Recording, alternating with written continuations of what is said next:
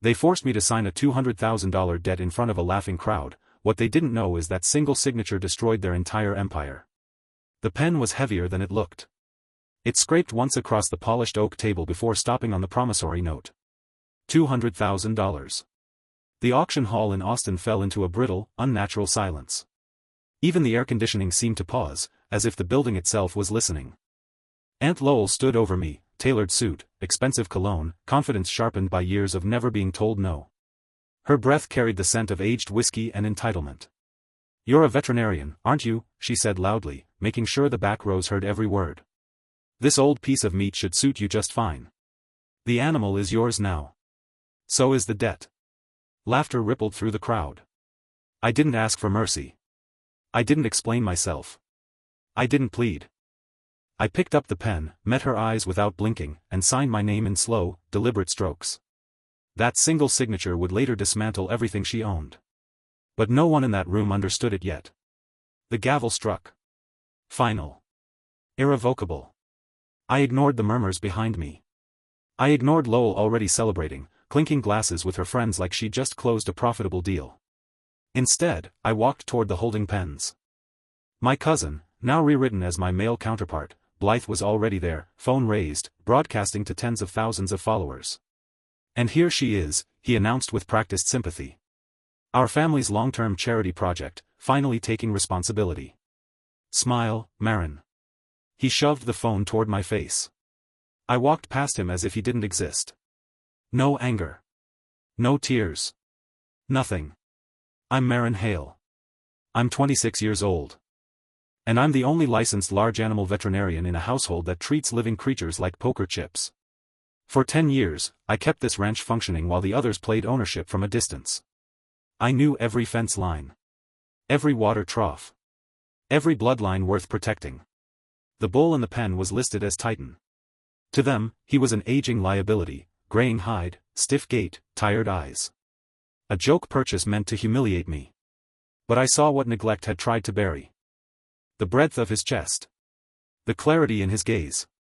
The unmistakable markers of a lineage bred for endurance, not spectacle. A genetic history stretching back a century, hidden beneath layers of disregard. When I opened the gate, he lifted his head and exhaled slowly. Most handlers would have used force. I didn't. I held out my hand. He leaned forward, tested my scent, and accepted the rope without resistance. "Enjoy your dinner," Blythe called after me. More laughter. My boots echoed steadily across the concrete as I kept walking. Outside, the Texas sun burned white against the pavement. A long black limousine idled nearby. Aunt Lowell, Uncle Marcus, the gender-reversed counterpart of the former matriarch, and Blythe piled inside, champagne already uncorked. They were headed somewhere expensive to celebrate my disgrace. I led Titan toward my rusted pickup instead. The trailer groaned as the ramp lowered. Titan climbed in slowly, deliberately, trusting me. I latched the gate and rested my forehead against the warm steel. "They think you're worthless," I whispered. "They think you're a burden." I started the engine. It coughed twice before catching. As I drove away, leaving behind luxury cars and shallow laughter, I didn't feel panic. I felt clarity. They believed they had buried me under debt. They didn't realize they had handed me the instrument that would undo them. I turned away from the main house, the immaculate Victorian with its white columns and ornamental gardens. That world belonged to them. I drove instead toward the old equipment barn, down a rutted dirt track most people pretended didn't exist. My home was a converted storage room attached to the back. 2 small spaces. A leaking roof. A clear view of the manure pile. Appropriate, really. I unloaded Titan into a clean stall, laid fresh straw, filled the trough, and fed him the alfalfa I'd hidden for months. He ate hungrily, grateful, not greedy. I sat on an overturned bucket and watched. 10 years. That's how long I'd been the unseen structure holding this place together. While Lowell gambled on trends and Marcus entertained guests, I pulled calves from frozen mud and treated outbreaks before dawn. They said they'd taken me in. The truth was simpler. I had paid for every inch of my existence here with labor and silence. People often asked why I stayed. That night, watching a supposedly worthless animal eat my hay, I finally understood. It's the trap laid for people who care. Lowell knew I couldn't walk away from suffering. She mistook empathy for weakness. But carrying weight doesn't just exhaust you. It forges you. I reached out and rested my hand against Titan's flank. You're not the end, I said quietly. You're the beginning. The message arrived at 8:03 a.m. 3 words. No greeting. No punctuation. Come to the house. It came from Blythe, not a request, not an invitation. A summons. The kind reserved for people who were expected to obey. I finished rinsing my hands at the barn sink, scrubbing away dried feed dust and antiseptic. The water ran brown before it cleared. I changed my shirt, pulled on clean boots, and walked up the gravel drive toward the main residence. Morning light spilled over the estate, turning the white columns of the mansion into something almost luminous. From a distance, it looked immaculate. Noble, even. Up close, it was hollow. I found Marcus, the family patriarch now, by title if not merit, in the library. He hadn't bothered to dress for the day. A silk robe hung loose around him, and a crystal glass already sat heavy in his hand, amber liquid catching the light. A dark stain spread slowly across the Persian rug near his chair. Something he'd spilled and ignored. A small thing. A telling thing. He didn't turn when I entered. You know, he said, staring out the window toward the southern pasture, I never liked the smell of livestock. It clings. To walls. To clothes. To people. I stopped several feet from the doorway. You wanted to see me? He turned then, smiling in a way that never reached his eyes. Just extending a courtesy. You have 30 days. 30 days for what? To leave. He took a slow sip. Your truck, and that very expensive animal you insisted on taking yesterday. My pulse jumped, but my face stayed neutral. You can't evict me. I have tenant rights. A contract. Had, he corrected calmly. Your housing was contingent on your role here. As of this morning, that role no longer exists. I studied him carefully. We don't need a veterinarian anymore, Marcus continued. In fact, we don't need the animals at all. He crossed the room and picked up a rolled document from his desk, tapping it lightly against his palm. I'm modernizing. Why wait for grass to grow and animals to age when there's real value beneath our feet?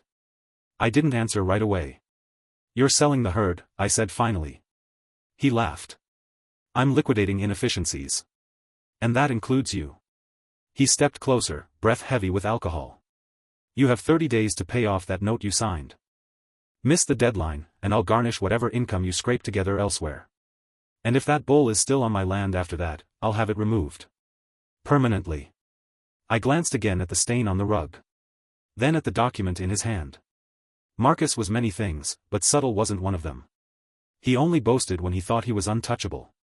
This wasn't just eviction. It was preparation. Understood, I said evenly. His smile flickered. He'd wanted outrage. Tears. Bargaining. I turned and left. Outside, the air felt sharper. Cleaner. He thought he'd issued a death sentence. What he'd actually done was hand me my first clue. Value beneath our feet. Marcus wasn't farming anymore. He was digging. I drove straight to the southern pasture, the stretch of land he'd been watching from the window. The grass was tall, waving gently in the morning breeze. At first glance, nothing looked wrong. Then I saw the tracks. Deep tire impressions cutting through soft earth. Too wide for a pickup. Too narrow for standard farm equipment. Near the creek bed, a wooden stake jutted from the soil, wrapped in neon orange tape. Survey markers. I pulled one free. It resisted, then came loose with a dull sound, heavier than it should have been. Marcus hadn't sold livestock to pivot into something cleaner. He was preparing to carve the land itself apart. I didn't return to the barn. I drove straight into town, parked outside the county clerk's office, and went inside without hesitation. No phone calls. No online portals.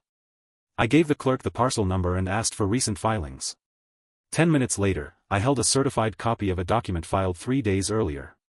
One glance confirmed it. Marcus hadn't sold the land. He'd done something worse. He'd severed it. Not vertically, but horizontally. In this state, land wasn't just surface and fence lines. It was layers. And the law allowed those layers to be sold separately. He'd kept the surface rights, the house, the grass, the illusion of ownership. But he'd sold the mineral rights. $5 million. Immediate payout. Sold to a shell company with no public footprint. Under state law, the mineral estate was dominant. Meaning whoever owned it could use as much of the surface as necessary to extract what lay beneath. Roads. Pipelines. Drilling pads. The signature at the bottom of the page wasn't just a transaction. It was a slow-motion execution. Once drilling began, the water table would shift. Wildlife would vanish. The land would remain legally owned but practically destroyed. Marcus thought he was clever, turning invisible wealth into visible luxury. In truth, he was consuming the legacy he claimed to protect. I flipped to the final page. Groundbreaking scheduled in 2 weeks. My hands didn't shake. The anger I'd been carrying cooled into something far more precise. Marcus believed I was powerless. What he didn't realize was that he'd signed as sole trustee, selling assets that didn't belong to him alone. He'd left a paper trail. And somewhere in the trust's century-old framework was a clause he'd never bothered to read. I folded the document and slid it into my bag. Inside it sat 2 pieces of paper. One was a debt designed to break me. The other was proof that could dismantle him. I had time. And for the first time in years, I also had leverage. I didn't confront Marcus right away. People like him made mistakes when they felt watched. I needed him comfortable, confident enough to keep moving forward. For the next several days, I played the role he expected. I packed boxes slowly. I stopped attending meals at the house. I let rumors spread that I was calling shelters, looking for temporary work. I made sure Blythe saw me loading old books into my truck, my posture tired, resigned. Meanwhile, every spare hour went into preparation. At night, I sat in the equipment barn with a laptop balanced on a feed barrel, cross-referencing trust records, historical filings, and inheritance bylaws that dated back generations. Most people assumed old documents were irrelevant. That assumption was why Marcus felt invincible. The trust had been established in 1920, back when land meant survival, not status. Its language was blunt. Practical. Almost ruthless. One clause appeared again and again in amendments and footnotes. Control of the estate resides with the registered steward of the primary lineage asset. At the time, that asset had been livestock. Not property. Not cash. Not the house. Livestock. The clause had been designed to keep the land from being sold out from under the animals that sustained it. Whoever held stewardship of the foundational stock controlled the trust. For decades, that role had passed quietly through male relatives who barely noticed it. Until Marcus forced me to take responsibility for Hale, the aging bull everyone had mocked and dismissed. I requested his full registration from the breed association under my own name. Paid the transfer fees. Filed the paperwork. The confirmation email arrived 2 days later. Hale was officially listed as a direct descendant of the original stock line referenced in the trust. The primary lineage asset. I sat back on the overturned bucket in the barn, listening to him chew hay behind me. Marcus had believed he was punishing me. What he'd actually done was make me indispensable. The invitation came at sunset. Not a message this time, an order delivered in person. Blythe stood at the barn entrance, arms crossed, irritation sharp on her face. "Marcus wants you on the veranda," she said. "Now." I wiped my hands, followed her up the path, and stepped into the glow of lantern light and polished stone. Marcus lounged in his chair like a king holding court. A catered spread sat untouched beside him. 2 glasses of expensive liquor sweated in the heat. "You're back again," he said lazily. "Did you forget something?" I said nothing. I placed the certified copy of the mineral rights sale on the table. The silverware rattled. "You didn't just remove animals," I said calmly. "You sold subsurface rights for $5 million to a drilling entity." Blythe froze. Marcus barely glanced at the document. "You went to the clerk," he said. "Predictable. You sold assets that belong to the trust." "I am the trust," he replied, smiling. "Trustees manage assets as they see fit." He flicked open a lighter and held it beneath the paper. The flame caught quickly. We watched it curl into ash. "You have no standing," he continued. "No money. No leverage." Then he raised his phone and dialed. "I have an intruder refusing to leave," he said clearly. "Yes. I'll wait." Sirens approached within minutes. A deputy stepped onto the property, hand resting casually near his belt. He listened to Marcus's complaint, then turned to me. "I'm going to need you to leave the premises," he said gently. I nodded. Then the sound of engines cut through the air. 3 black SUVs rolled up the drive and stopped abruptly. An elderly woman stepped out of the first vehicle, posture rigid, eyes sharp despite her age. Evelyn. No one spoke. She didn't look at Marcus. She didn't look at me. She looked at the deputy. "This is a private family matter," she said. "You can go." Something in her tone made him obey without question. Marcus stood abruptly. "Aunt, this is unnecessary." She silenced him with a single raised hand. "Bring the documents," she said. A lawyer stepped forward and opened a leather portfolio. He read aloud. A single clause. Clear. Devastating. Control of the entire trust, surface land, finances, mineral rights, belong to the registered steward of the primary lineage livestock. Marcus laughed at first. Then stopped. I spoke one word. Hail. The lawyer confirmed the transfer. The steward was me. The silence that followed felt physical. Marcus's face drained of color. "You have 30 minutes, I said evenly. Keys on the counter. Then you leave." He didn't argue. He ran. The drilling contract was voidable without my consent. Litigation would stop it before ground was broken. Evelyn placed a new document in my hands. A living trust. Assets transferred immediately. No contest allowed. Later that night, I found Hale grazing under moonlight, calm and steady. The animal they mocked had saved everything. Some people inherit power. Others earn it. And sometimes, the thing meant to destroy you becomes the reason you rise. Power doesn't arrive with fireworks.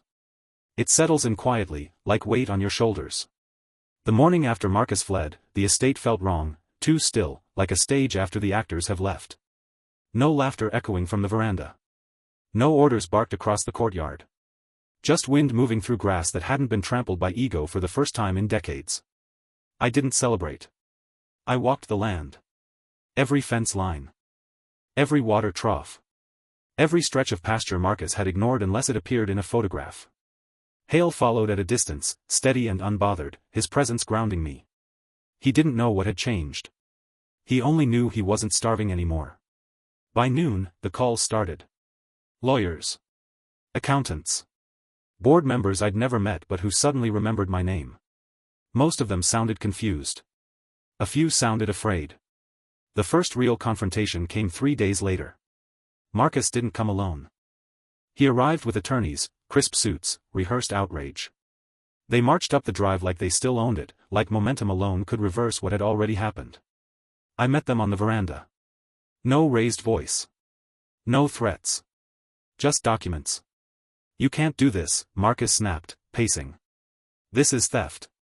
Manipulation. You exploited a technicality." I looked at him, really looked at him. For the first time, he wasn't towering over me. He looked smaller. Older. Frantic. "You exploited people," I replied calmly. "I followed the rules you ignored." His lead attorney cleared his throat. "The mineral rights sale is void pending trustee approval," I finished. "Which you don't have." Another attorney spoke carefully. "And the eviction of our client?" "Illegal," I said. "He terminated my employment in bad faith while misrepresenting trust assets." Silence. The legal team exchanged looks. They knew. Marcus felt it then, the shift. The moment the room stopped orbiting him. "You think this makes you better than me?" he hissed. "You think you won something?" I didn't answer immediately. Instead, I gestured toward the pasture. "Do you know how many nights I slept in that barn during calving season?" I asked quietly. "How many times I chose a life over sleep? Over comfort?" He scoffed, but it sounded weak. "This isn't about winning," I continued. "It's about ending something that should have ended a long time ago." By sunset, his legal team had withdrawn. Not dramatically. Professionally. They left him standing alone on gravel that no longer belonged to him. The court hearing came fast. Marcus tried everything: claims of manipulation, emotional coercion, incompetence. He painted himself as a victim of betrayal, of tradition turned against him. It didn't work.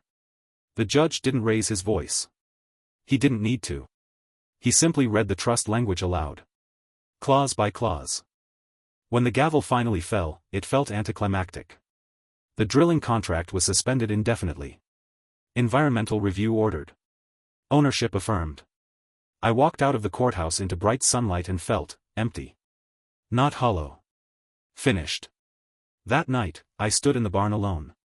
Hale lifted his head when I entered, chewing slowly, unbothered by court rulings or inheritance wars. I rested my hand against his shoulder. They didn't see you, I murmured. They never see what actually holds things together. In the weeks that followed, the estate changed. Not quickly. But deliberately.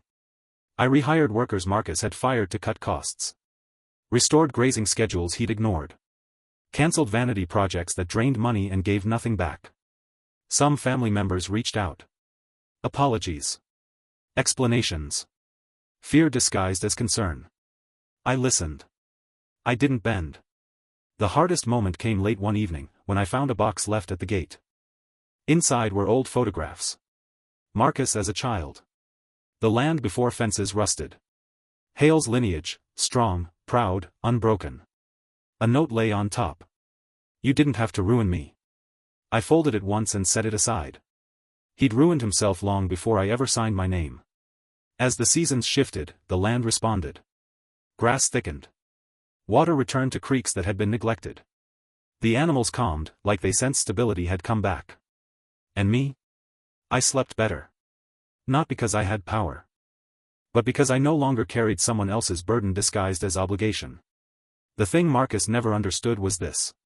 I didn't want revenge. I wanted alignment. Between effort and outcome. Between responsibility and authority. Between care and control. And finally, after years of being invisible, those things belonged to the same person. Me. Power tests you most when no one is watching.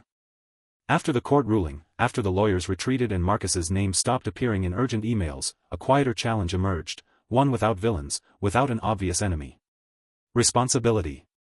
The estate wasn't just land and contracts. It was people. Generations of decisions layered like sediment, some good, many careless. Fixing damage done by neglect didn't come with applause. It came with invoices, hard choices, and nights where sleep felt optional again. The first audit was brutal. Accounts drained by vanity renovations. Equipment leases signed without maintenance plans. Long-term employees mislabeled as temporary to avoid benefits. Everything Marcus had touched carried his signature style, short-term gain, long-term rot. The accountants didn't sugarcoat it. You can stabilize this, one of them said, tapping a spreadsheet. But you'll need to decide what kind of owner you are. Fast. That question followed me everywhere. Through the barns. Through the pastures at dawn. Through the quiet house that still felt, even now that it was legally mine. I didn't move into the mansion. I stayed where I was. Not out of spite, out of clarity. The barn told the truth. The house lied. Hale recovered faster than expected.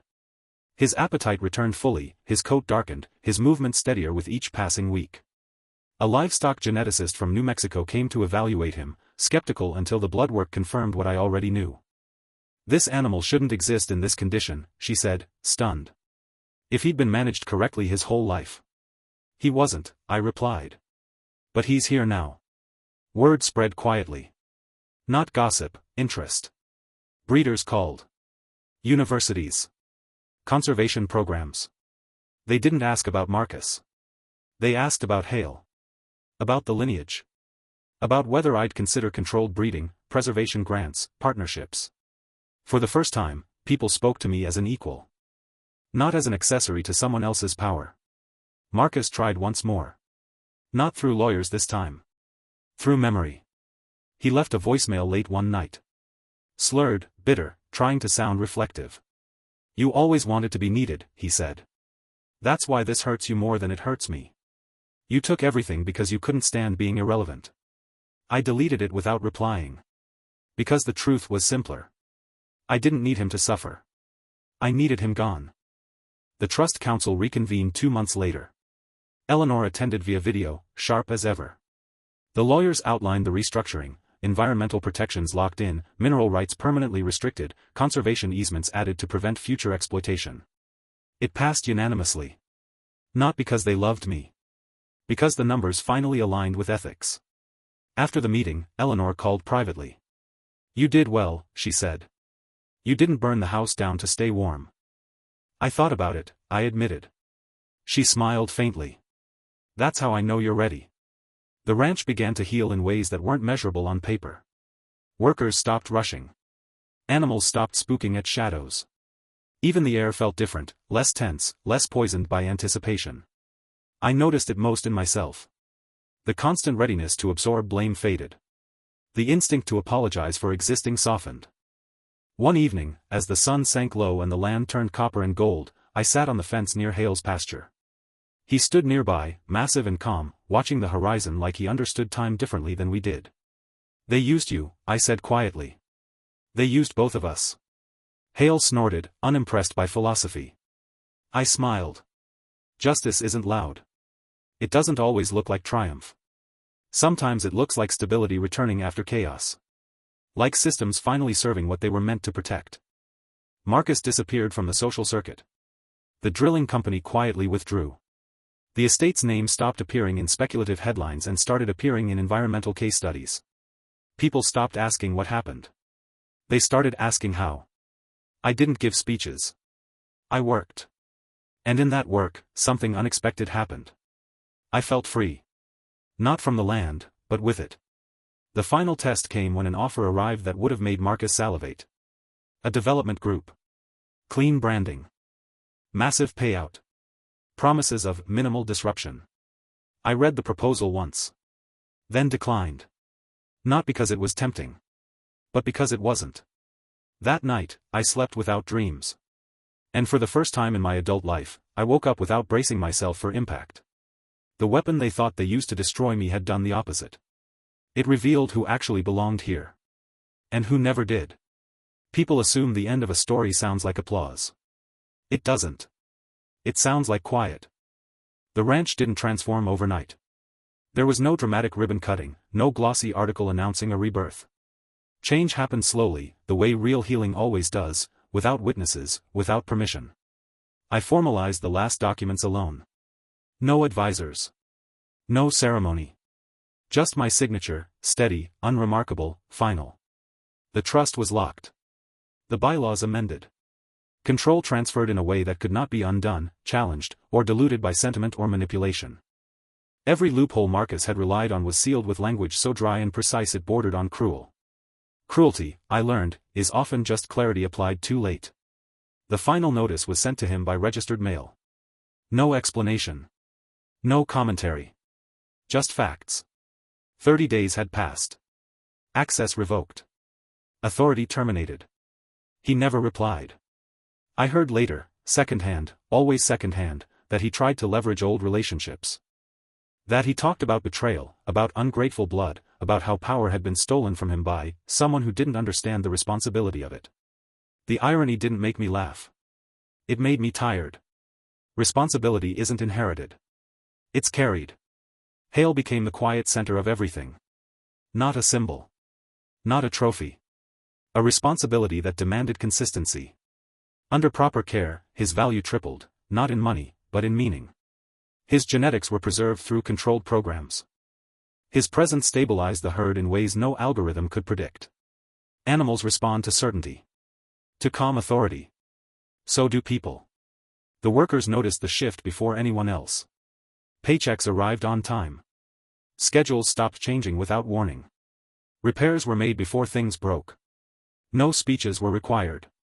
Trust returned the way it always does, cautiously, then completely. One afternoon, a young ranch hand asked me something unexpected. Are you going to rename the place? I looked out across the pasture, the land breathing under the late sun. No, I said. Names don't fix what behavior breaks. The mansion was sold.